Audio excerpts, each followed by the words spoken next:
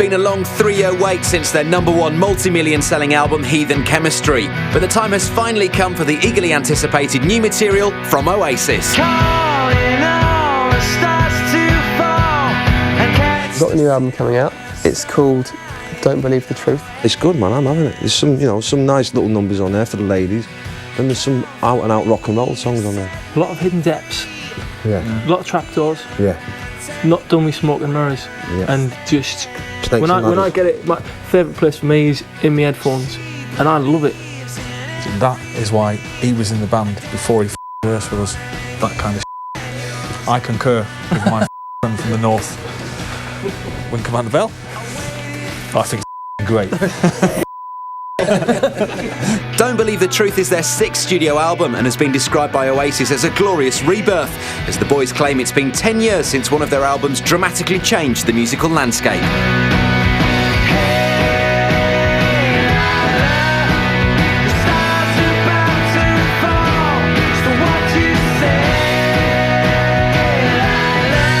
We finished touring the last album in the beginning of 2003. We knew we were going to be having a year off. But almost from that moment, there were demos knocking about. Andy had sent me a CD with 4 tunes on, and the 2 songs, Keep the Dream Alive and Turn Up the Sun, instantly, well, they were definitely going on the record.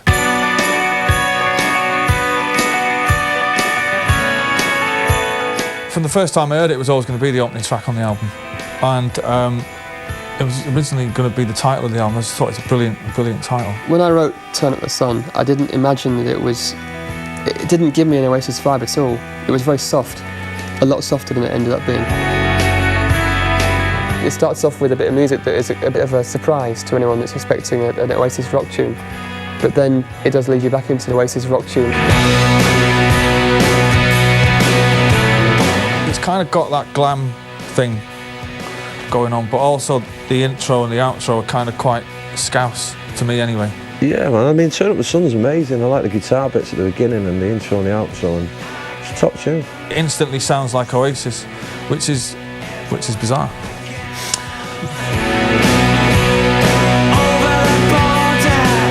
This song is a behemoth. Recorded 65 times, tracked 3,000 tracks, and it's just a wall of sludgy aggression. And it actually, the lyrics make perfect sense when you realize it was written by Andy Bell, who lives in Sweden. I think both Gim and myself are feeling more comfortable with the idea of right, well, we're in the band now, been in it for a while. We can suggest whatever we want to suggest. We can say what we feel. Andy's a great songwriter. It's always Gem, and without them, we'd be treading water a bit, I mean, I don't know, you know what I mean, but they've brought a lot to the band, you know what I mean, musically and personally. They're top lads.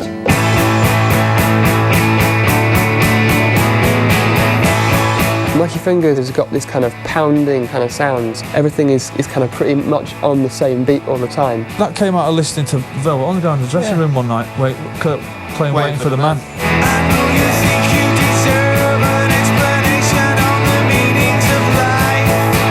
It wasn't on the map of getting tarted up somehow. No. It was just That's it. whatever how that air moved was part of the record. It's got an amazing harmonica solo on it that Gem plays, which you're not sure what it is. It starts off like a guitar and then it sounds like an underground train break.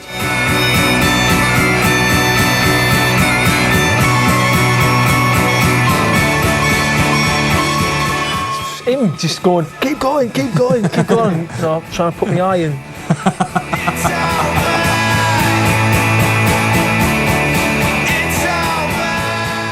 We came back from Cornwall. After a few weeks of being here, we realised we were going to have to get a real producer in.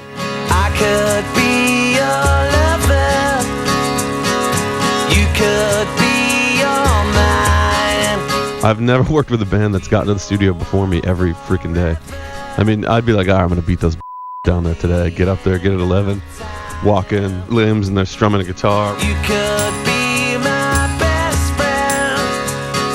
I've never met guys like it. They can't get in the studio fast enough. I mean, the first day of recording, I thought I'd be the first one there. So I'd get there about midday, and Liam's pushing the cases up the ramp into the studio. He's like doing the loading,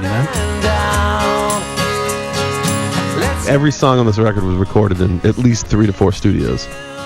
I would say the entire album was recorded unorthodoxly. I mean, you hear these stories, you know, growing up, being interested in the recordings and the Beatles, and the one that always fascinated me would be like Strawberry Fields, where you heard they had to combine all these different versions, and you're like, oh, what was going through their minds at the time? Well, I think I know now. I could be wrong, but what am I to do? Guess God thinks I'm able.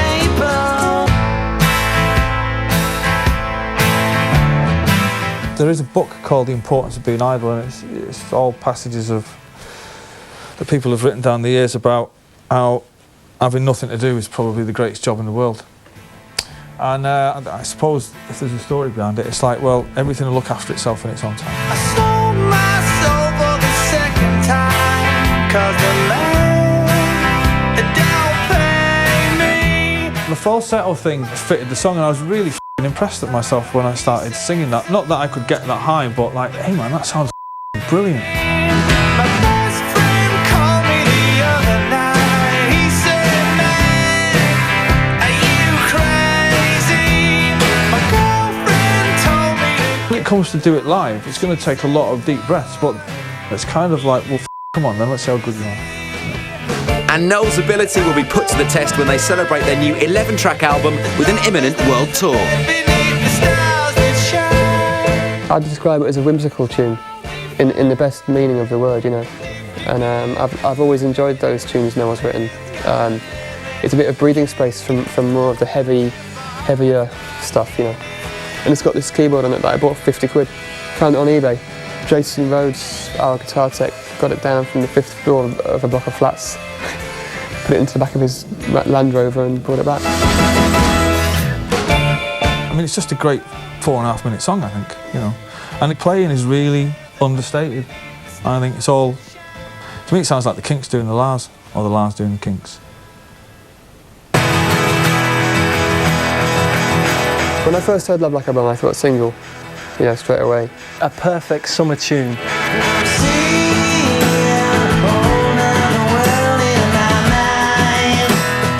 I didn't write that thing. I wrote it a couple of years ago, actually. I just wanted it to be a bit Elvis, you know, a bit acoustic in it. We've done a demo of it, and all I see with that is Julie and Christie, man. It's the vision I get. I just wanted, you know what I mean? It's sort of like about a woman, or women in general. It's meant to be pastoral and uplifting in a laddie kind of way. You turn me on, looks like a bomb, blowing my mind. It's almost like a songbird for this album. You know, Songbird was my favourite on the last album.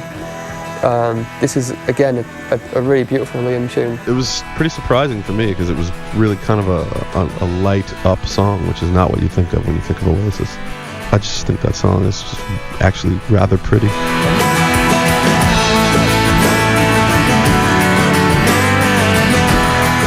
He shows a side of himself in his songs which he doesn't often show in his public life, you know, and it's brilliant, you know. Love Like a Bomb, great idea for a song. Yeah, I'm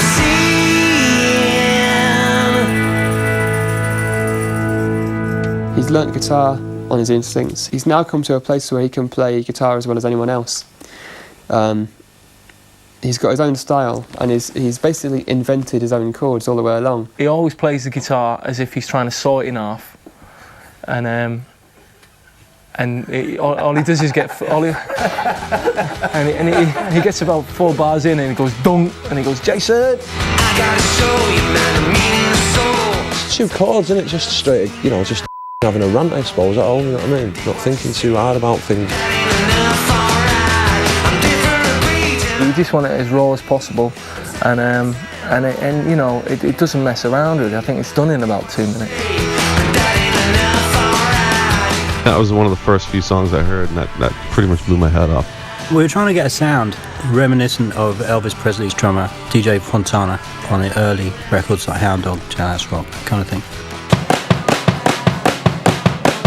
Remember that old Buddy Holly sound, like really, and that you're getting it on the snare, and that was a bit like too rocky. So we got this old box of like something. We got that on it, and he's just got these spoons that I bang, and it gives it this kind of It's like a bit more percussion than a snare. So. Where's the spoons? Get spoons on it. Get spoons. Spoons. It's ferocious, isn't it? I mean, it's to me, it's like Elvis in Sun Studios, and it's just like right in your face. It's not an anthem, meaning soul. It's a beat, isn't it? I love it. Love it. It's like Liam after 5 brandies, you know, which I've got on first-hand experience. I struggle to remember who the played what. He plays bass, he plays bass, I play bass, he plays harmonica, I play a bit of it, he plays guitar. It's bizarre.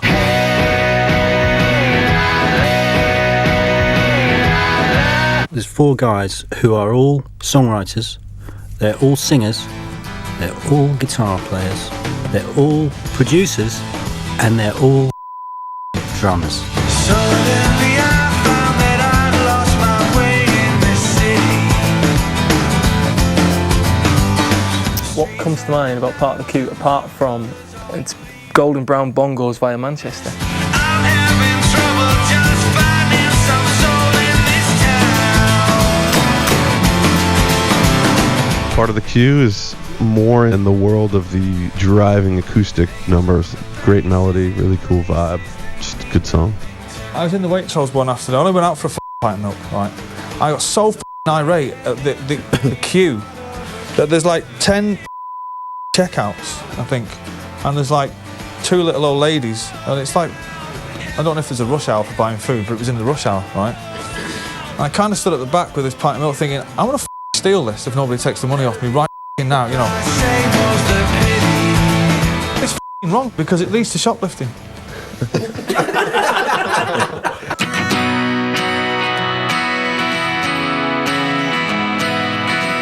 Keep the Dream Live, another one of Andy's tunes. 4 seasons, seconds, flicker and flash, I'm alone.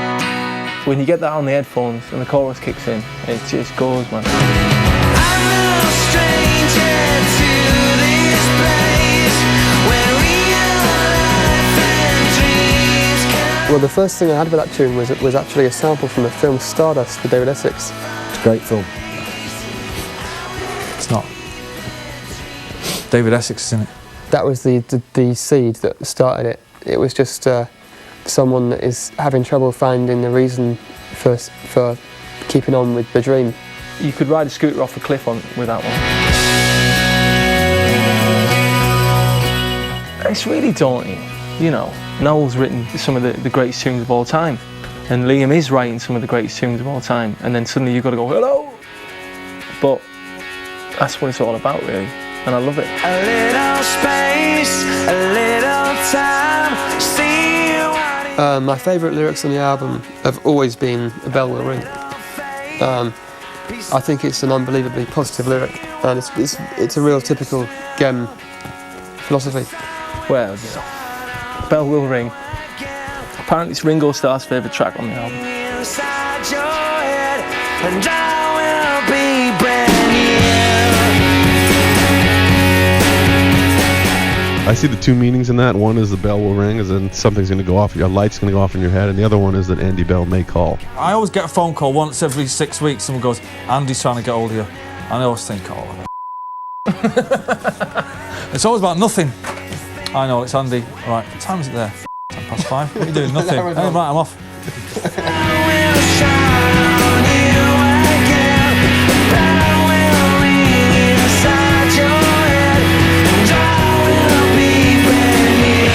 It's as closest anybody has ever got sounding like Revolver, I think, to me.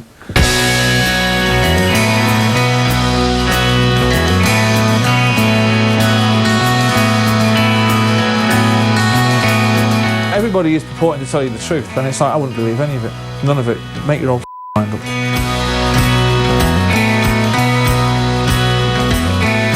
The truth. It's always been. I mean, it's always been important with us because we're not we're not liars. We don't fake. It is what it is. Let there be love. Let There Be Love's a classic. I love that. Let There Be Love is probably my favourite track. And I don't know why. Come on,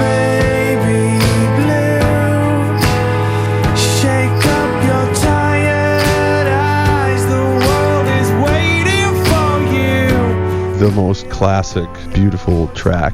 When I hear an Oasis record, that I want to hear a song like that. I had my arm twisted by Dave Sardy, Liam and our manager about Let There Be Love.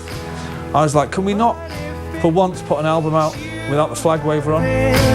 Keep on clapping, just remember I'll be by your side. Let There Be Love is a tune that you could make so big and it would, I don't know, become maybe a bit too predictable. It's supposed to be more of a sigh more than a, you know.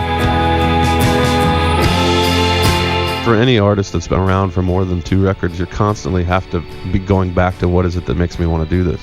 Oasis never lost it. I mean, how many bands out there have been around as long as Oasis have, put out as many records that people cared about, and then still come back and are excited to go to work and make music? I feel really comfortable playing these guys, you know, and it sounds really good when we play. These guys are so on it musically, they've really got it down, you know, and they're more on it than anyone I've ever met.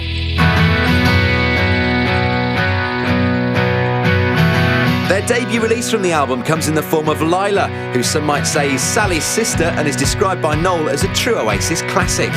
We caught up with the band on the video set for their 7th #1 single, Lila. Calling all the stars to fall and catch the silver sunlight in your hands. We've got a lot to get through. We've got a lot of people to get in, we've got a lot of lights to bring in, a lot of dressing to bring in. Rehearsing, here we go, kissing. This shoot today is about 60 crew, 100 cast. This is a pretty big promo shoot in the current climate. This great location, we've made it look, hopefully, pretty much like the Rock and Roll Circus, which is kind of the inspiration for the whole video. Alice in Wonderland meets the Rock and Roll Circus. How you doing, mate? Hi, good. How are you? You alright? Jet lag, do you know what?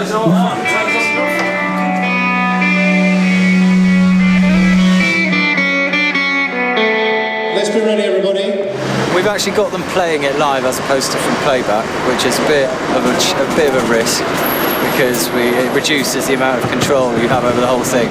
We had nothing to do with the concept apart from designing the front drum skid and the fairy lights, which is always my idea. When Noel first gave me the song, it just made me have these images of a kind of character who was like a little girl, but she was also like a kind of superwoman. And I came up with several ideas, and that one just seemed to really work about this girl going into this wonderful scenario. They have an idea, and they always say, well, I'll come up with a couple, and they always have one that is so that you're bound to go for the other one. And the other one was this one, and it kind of seemed to fit the song. So.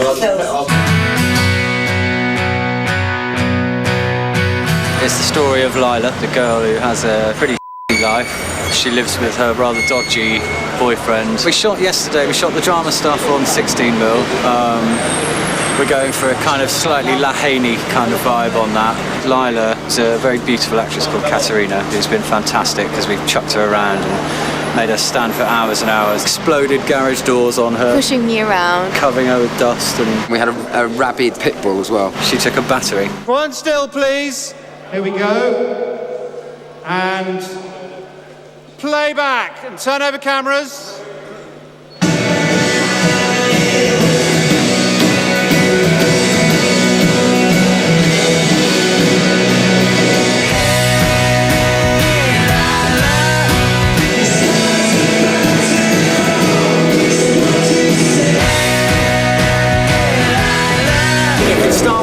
Come across to Noel. Bad is much later, so just keep an eye on me. Because we need a lot of movement in the performance. We get that by just blasting lights down the camera. All we need from them is their attitude, which Liam's bristling with anyway. And we got some big lights. We spent a lot of money on lights.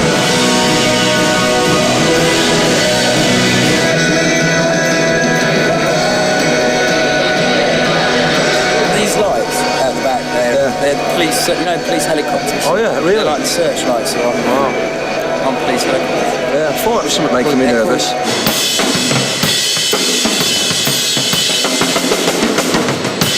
You got to get a set of them bins, man. It's like virtual reality. So you can hold the camera down there and see what's going on in there. It's amazing.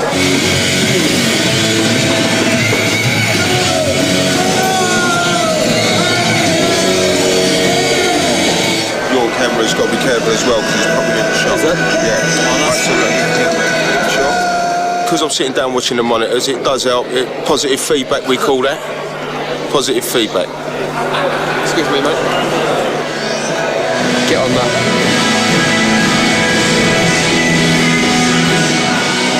Fantastic.